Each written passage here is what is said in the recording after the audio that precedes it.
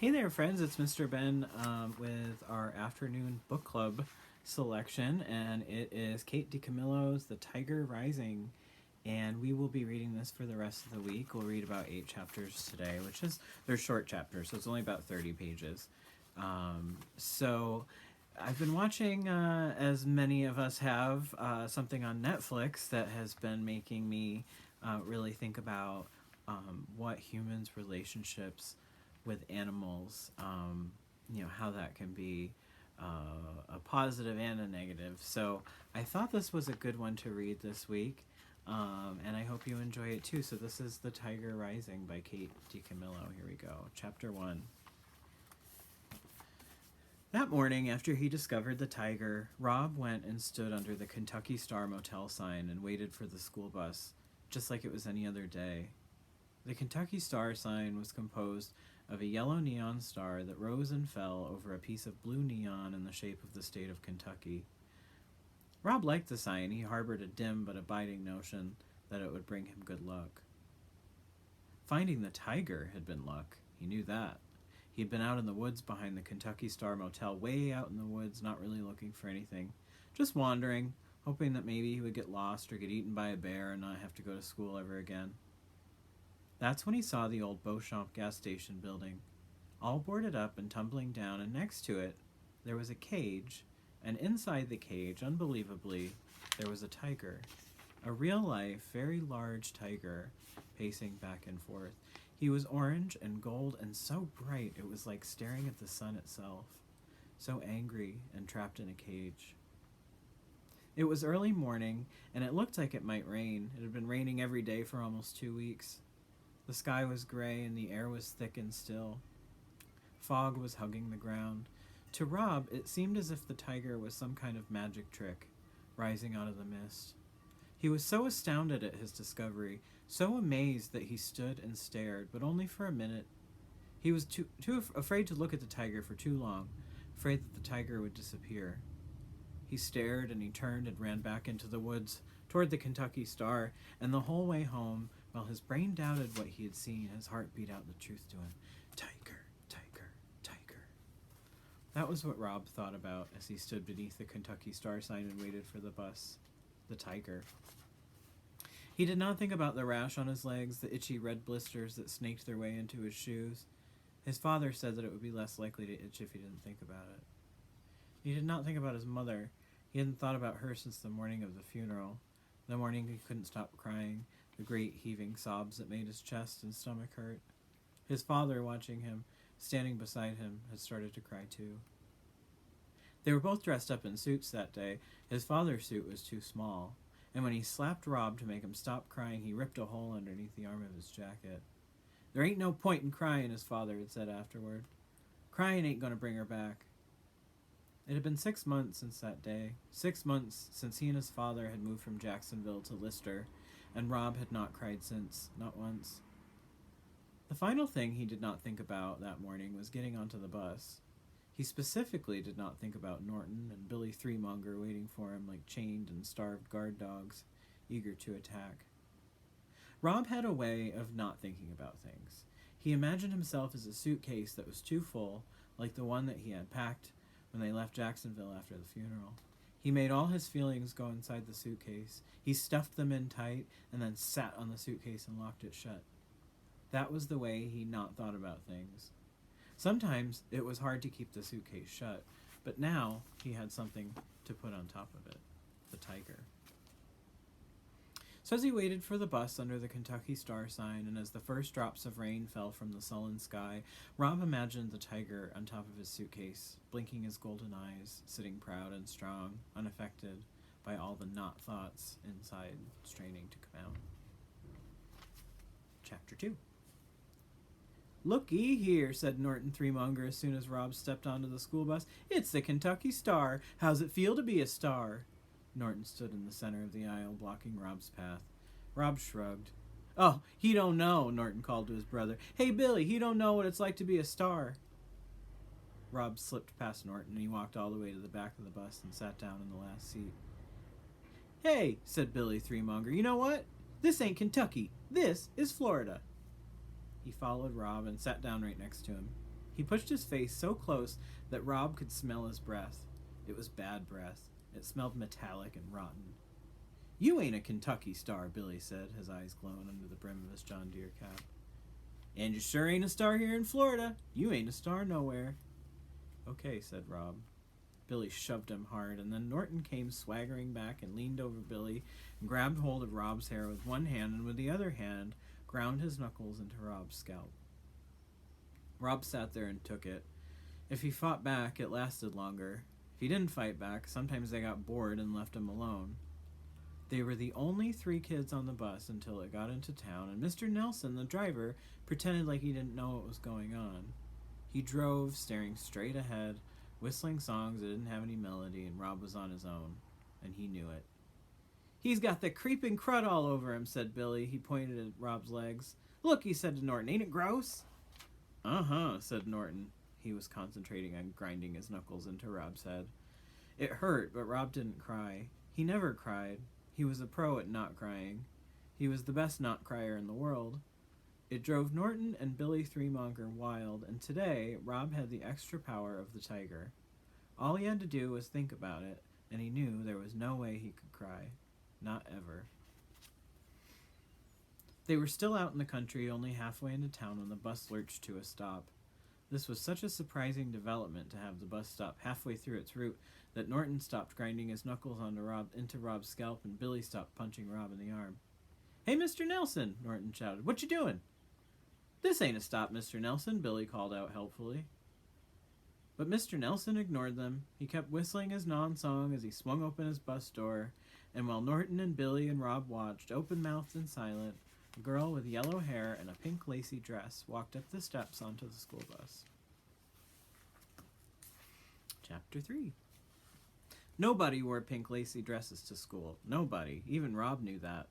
He held his breath as he watched the girl walk down the aisle of the bus. Here was somebody even stranger than he was sure. "Hey," Norton called, "this is a school bus." "I know it," the girl said. Her voice was gravelly and deep, and the words sounded clipped and strange, like she was stamping each one of them out with a cookie cutter.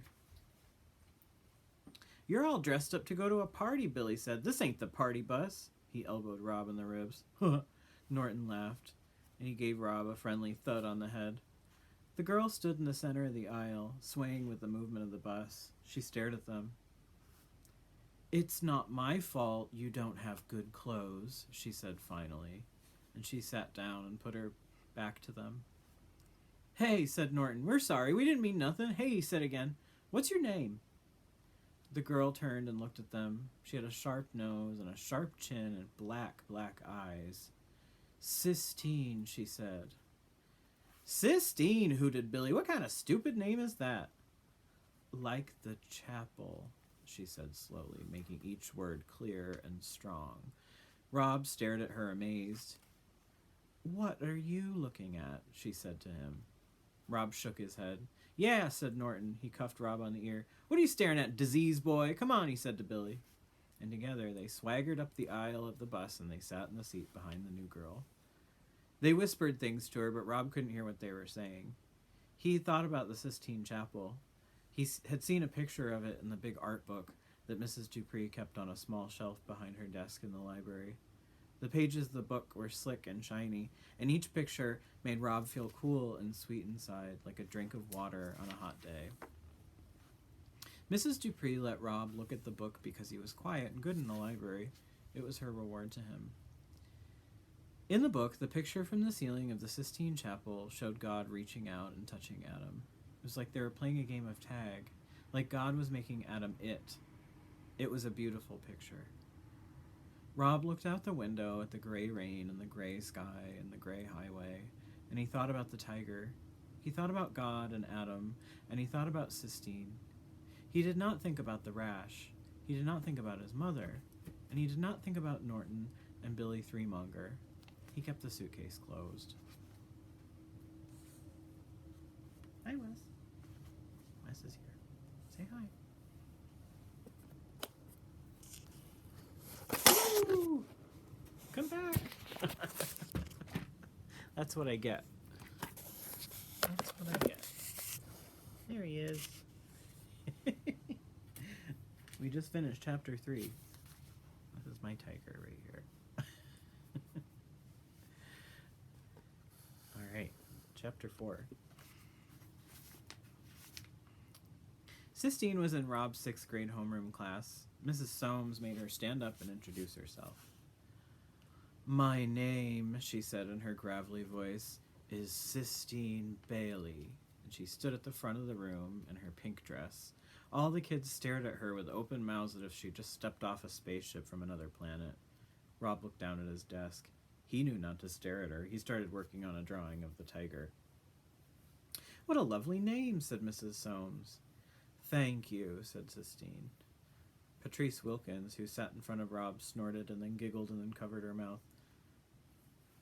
I'm from Philadelphia, Pennsylvania, Sistine said, home of the Liberty Bell, and I hate the South because the people in it are ignorant, and I'm not staying here in Lister. My father is coming to get me next week. She looked around the room defiantly. Well, said Mrs. Soames, thank you very much for introducing yourself, Sistine Bailey. You may take your seat before you put your foot in your mouth any farther. The whole class laughed at that. Rob looked up just as Sistine sat down. She glared at him. Then she stuck her tongue out at him. Him? He shook his head and went back to his drawing. He sketched out the tiger, but what he wanted to do was whittle it in wood. His mother had shown him how to whittle, how to take a piece of wood and make it come alive. She taught him when she was sick. He sat on the edge of the bed and watched her tiny white hands closely. Don't jiggle that bed, his father said. Your mom is in a lot of pain. He ain't hurting me, Robert, his mother said. Don't get all tired out with that wood, his father said. It's all right, his mother said. I'm just teaching Rob some things I know. But she said she didn't have to teach him much. His mother told him he already knew what to do. His hands knew, that's what she said. Rob, said the teacher, I need you to go to the principal's office. Rob didn't hear. He was working on the tiger, trying to remember what his eyes looked like. Robert, Mrs. Soames said. Robert Horton. Robert looked up. Robert was his father's name. Robert was what his mother had called his father. Mr. Felmer wants to see you in his office. Do you understand? Yes, ma'am, said Rob. He got up and took his picture of the tiger and folded it up and put it in the back pocket of his shorts. On his way out of the classroom, Jason Upmeyer tripped him and said, See you later, retard. And Sistine looked up at him with her tiny black eyes. She shot him a look of pure hate. Chapter 5. The principal's office was small and dark and smelled like pipe tobacco. The secretary looked up at Rob when he walked in. Go right on back, she said, nodding her big blonde head of hair. He's waiting for you. Rob, said Mr. Felmer, when Rob stepped into his office. Yes, sir, said Rob. Have a seat, Mr. Felmer said, waving his hand at the orange plastic chair in front of his desk. Rob sat down. Mr. Felmer cleared his throat. He patted the piece of hair that was combed over his bald head, and he cleared his throat again. Rob, we're a bit worried, he finally said. Rob nodded. That was how Mr. Felmer began all of his talks with Rob. He was always worried that Rob did not interact with the other students, worried that he did not communicate, worried that he wasn't doing well in any way at school. It's about your legs. Yes, your legs. Have you been putting that medicine on them? Yes, sir, said Rob. He didn't look at Mr. Felmer. He stared instead at the paneled wall behind the principal's head. It was covered with an astonishing array of framed pieces of paper, certificates and diplomas and thank you letters. May I, look? Asked Mr. Felmer. He got up from his chair and came halfway around his desk and stared at Rob's legs. Well, sir, he said after a minute, and he went back behind his desk and sat down. He folded his hands together and cracked his knuckles. He cleared his throat. Here's the situation, Rob. Some of the parents, I won't mention any names, are worried that what you got there might be contagious. Contagious meaning something that the other students could possibly catch. Mr. Felmer cleared his throat again, and he stared at Rob. And tell me the truth, son, he said. Have you been using that medicine you told me about? The stuff that the doctor in Jacksonville gave you? Have you been putting that on? Yes, sir, said Rob. Well, said Mr. Felmer, let me tell you what I think. Let me be upfront and honest with you. I think it might be a good idea if we just had you stay home for a few days. What we'll do is just give that old medicine more of a chance to kick in, let it start working its magic on you, and then we'll have you come back to school when your legs have cleared up. What do you think about that plan?" Rob stared down at his legs. He felt the picture of the tiger burning in his pocket. He concentrated on keeping his heart from singing out loud with joy. "Yes, sir," he said slowly. "That would be all right." "That's right," said Mr. Felmer. "I thought you would think it was a good plan. I'll tell you what I'll do. I'll just write your your father, a note, and tell him that what's what, and he can give me a call if he wants, and we can talk about it." "Yes, sir," said Rob again. He kept his head down. He was afraid to look up. Mr. Felmer cleared his throat and scratched his head and adjusted his piece of hair, and then he started to write. When he was done, he handed the note to Rob. Rob took it, and when he was outside the principal's office, he folded the piece of paper up carefully and put it in his back pocket with the drawing of the tiger. And then finally, he smiled. He smiled because he knew something Mr. Felmer did not know. He knew that his legs would never clear up. He was free. Chapter 6. Rob floated through the rest of the morning. He went to math class and civics and science, his heart light, buoyed by the knowledge that he would never have to come back. At lunch, he sat out on the benches in the breezeway. He did not go into the lunchroom. Norton and Billy Threemonger were there, and nothing had tasted good to him since his mother died, especially not the food at school. It was worse than the food his father tried to cook. He sat on the bench and unfolded his drawing of the tiger, and his fingers itched to start making it in wood. He was sitting like that, swinging his legs, studying the drawing, when he heard shouting and the high-pitched buzz of excitement, like crickets that the kids made when something was happening. He stayed where he was. In a minute, the faded red double doors of the lunchroom swung open, and Sistine Bailey came marching through them, her head held high. Behind her was a whole group of kids, and just when Sistine noticed Rob sitting there on the bench, one of the kids threw something at her. Rob couldn't tell what, but it hit her, whatever it was. "Run!" he wanted to yell at her. "Hurry up and run!" But he didn't say anything. He knew better than to say anything. He just sat and stared at Sistine with his mouth open, and she stared back at him. And then she turned and walked back to the group of kids, like somebody walking into deep water.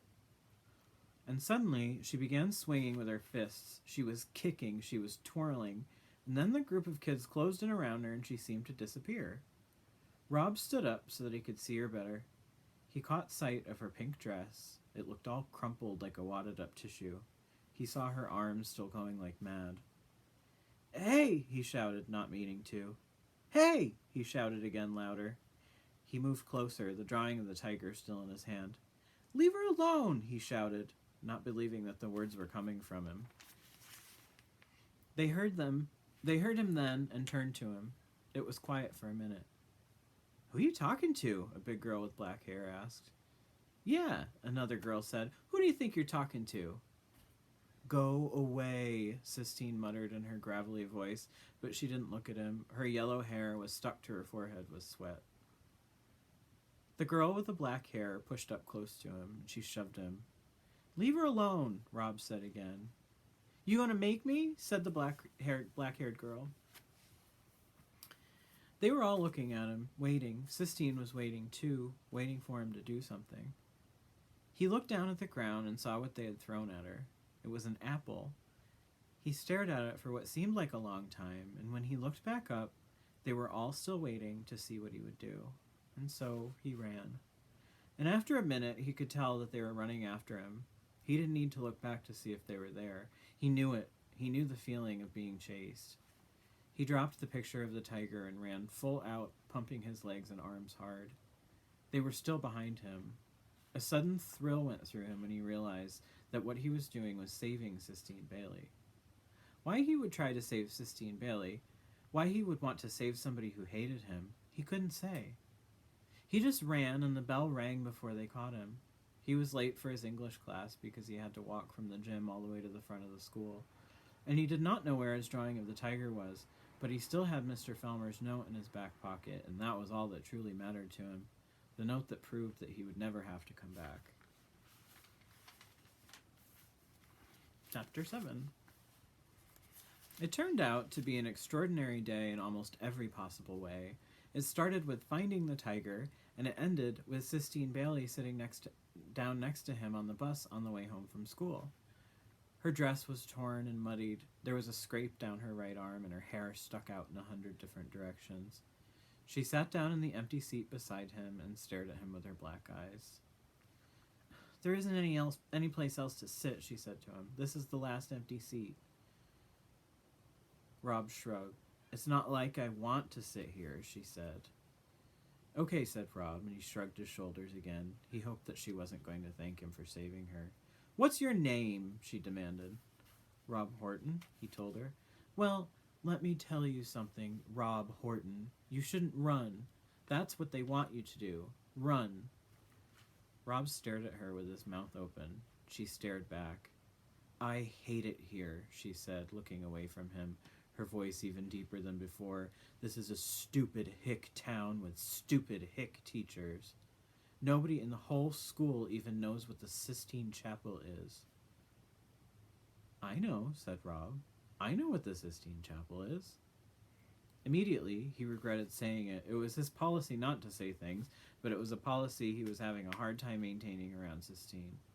I bet, Sistine sneered at him. I bet you know. It's a picture of God making the world, he said. Sistine stared at him hard. She narrowed her small eyes until they almost disappeared. It's in Italy, said Rob. The pictures are painted on the ceiling. They're frescoes. It was as if a magician had cast a spell over him. He opened his mouth and the words fell out, one on top of the other, like gold coins. He couldn't stop talking. I don't gotta go to school on account of my legs. I got a note that says so. Mr. Felmer, he's the principal. He says the parents are worried that what I got is contagious. That means that the other kids could catch it. I know what contagious means, Sistine said. She looked at his legs, and then she did something truly astounding. She closed her eyes and reached out her left hand and placed it on top of Rob's right leg. Please let me catch it, she whispered. You won't, said Rob, surprised at her hand, how small it was and how warm. It made him think for a minute of his mother's hand, tiny and soft. He stopped that thought. It ain't contagious, he told her. Please, let me catch it, Sistine whispered again, ignoring him, keeping her hand on his leg. Please, let me catch it, so I won't have to go to school. It ain't a disease, said Rob, it's just me. Shut up, Sistine said. She sat up very straight. Her lips moved. The other kids shouted and screamed and laughed and called to each other, but the two of them sat apart from it all, as if their seat was an island in the sea of sweat and exhaust. Sistine opened her eyes. She took her hand away and rubbed it up and down both of her own legs. You're crazy, Rob told her. Where do you live? Sistine asked, still rubbing her hand over her legs. In the motel, in the Kentucky Star. You live in a motel? She said, looking up at him. It ain't permanent, he told her. It's just until we get back on our feet. Sistine stared at him. I'll bring you your homework, she said. I'll bring it to you at the motel. I don't want my homework, he told her. So, said Sistine. By then, Norton and Billy Threemonger had spotted them sitting together, and they were moving in. Rob was relieved when the first thump came to the back of his head because it meant that he wouldn't have to talk to Sistine anymore. It meant that he wouldn't end up saying too much, telling her about important things like his mother or the tiger. He was glad almost that Norton and Billy were there to beat him into silence. And the last chapter for today, chapter 8. His father read the note from the principal slowly, putting his big finger under the words as if they were bugs he was trying to keep still. When he was finally done, he laid the letter on the table and rubbed his eyes with his fingers and sighed. The rain beat a sad rhythm on the roof of the motel. That stuff ain't nothing anybody else can catch, his father said. I know it, Rob told him. I already told that to the principal once before. I called up there and I told him that. Yes, sir, said Rob. His father sighed. He stopped rubbing his eyes and looked up at Rob. You want to stay home? He asked. Rob nodded. His father sighed again. Maybe I'll make an appointment, get one of them doctors to write down that what you got ain't catching, all right? Yes, sir, said Rob. But I won't do it for a few days. I'll give you some time off. That will be all right, said Rob. You gotta fight 'em, you know, them boys. I know you don't want to, but you gotta fight 'em, else they won't ever leave you alone. Rob nodded. He saw Sistine twirling and punching and kicking, and the vision made him smile. In the meantime, you can help me out around here, his father said. Do some of the maintenance man work at the motel, do some sweeping and cleaning for me. Beauchamp's running me ragged. There ain't enough hours in the day to do everything that man wants done. Now go on and hand me that medicine. His father slathered and slapped the fishy-smelling ointment on Rob's legs, and Rob concentrated on holding still. You think Beauchamp's the richest man in the world? He asked his father. Nah, his father said. He don't own but his one itty-bitty motel now. And the woods. He just likes to pretend he's rich is all. Why? I was just wondering, said Rob. He was thinking about the tiger pacing back and forth in the cage. He was certain that the tiger belonged to Beauchamp, and wouldn't you have to be the richest man in the world to own a tiger? Rob wanted desperately to go see the tiger again, but he was afraid that he had imagined the whole thing. He was afraid that the tiger might have disappeared with the morning mist. Can I go outside? Rob asked when his father was done. No, his father said, I don't want that medicine rained off you. It costs too much. Rob was relieved almost that he had to stay inside. What if he went looking for the tiger and he was not there? Rob's father cooked them macaroni and cheese for supper on the 2-burner hot plate they kept on the table next to the TV. He boiled the macaroni too long and a lot of it stuck to the pan, so there weren't too many noodles to go with the powdery cheese. Someday, he told Rob, you and me will have a real house with a real stove, and I'll do you some good cooking then. This is good, Rob lied. You eat all you want, I ain't that hungry, his father told him. After supper, his father fell asleep in the recliner with his head thrown back and his mouth open. He snored, and his big feet with crooked toes jerked and trembled, and in between the snores, his stomach growled long and loud, as if he was the hungriest man in the world. Rob sat on his bed and started to work on carving the tiger. He had a good piece of maple, and his knife was sharp, and in his mind, he could see the tiger clearly. But something different came out of the wood. It wasn't a tiger at all. It was a person with a sharp nose and small eyes and skinny legs. It wasn't until he started working on the dress that Rob realized he was carving Sistine. He stopped for a minute and held the wood out in front of him and shook his head in wonder. It was just like his mother had always said. You could never tell what would come out of the wood. It did what it wanted and you just followed. He stayed up late working on the carving, and when he finally fell asleep, he dreamed about the tiger, only it wasn't in a cage. It was free and running through the woods. There was something on its back, but Rob couldn't tell what it was. As the tiger got closer and closer, Rob saw the thing was Sistine in her pink party dress. She was riding the tiger, and in his dream, Rob waved to her, and she waved back at him. But she didn't stop. She and the tiger kept going, past Rob, deeper and deeper into the woods. And that concludes Chapter 8 and today's segment of the Afternoon Book Club with Kate DiCamillo's The Tiger Rising. I wonder if I slipped up and called it The Tiger King at the beginning. I'm going to have to go back and check. Hope you're enjoying so far. This is a good one. Take care, and I will see you tomorrow afternoon.